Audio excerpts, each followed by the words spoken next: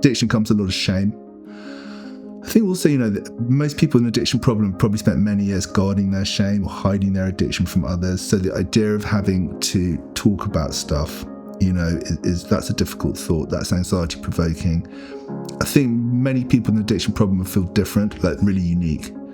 So they can't really probably imagine that they can be helped by being in group therapy with other people with similar problems. But actually the paradox is the power of group therapy, of identification, of being able to relate, not feeling quite so alone. And I think especially in terms of shame, being able to share shame, because shame does die in exposure, and sort of work through it is all incredibly powerful.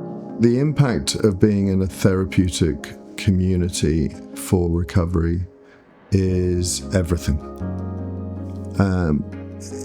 If we think about how people have got here, they've got here essentially on their own.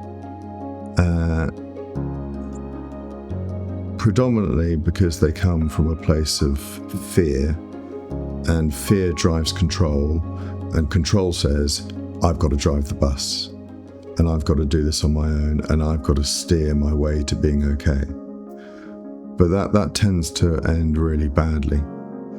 So coming in here and understanding the benefits of a Minnesota model, a 12-step model, a meeting model that involves getting well together is key, because we can for the first time understand that actually it doesn't fall on our shoulders to have all the questions answered.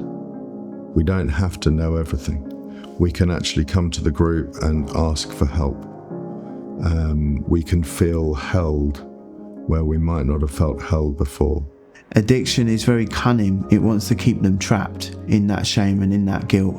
And I think that is one of the fears, coming and facing people that they don't know, and sitting in groups and owning that. But it's in doing that they really get free. There's some of the changes that have been really beautiful and remarkable to have been, honoured enough to be able to be part of people's recovery journey, is seeing the sort of withdrawn, fearful person come in, full of fear, full of doubt, full of concern, but also with a lot of willpower, and seeing that willpower from where that started the process, transforming to the more confident sense of self coming through.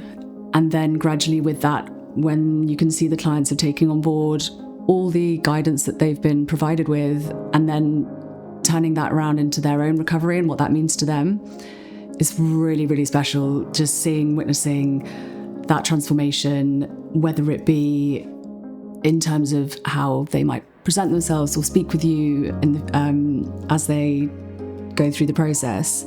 It's something that's not always easy to put your finger on, but it's sort of a sense that you can gain from each individual.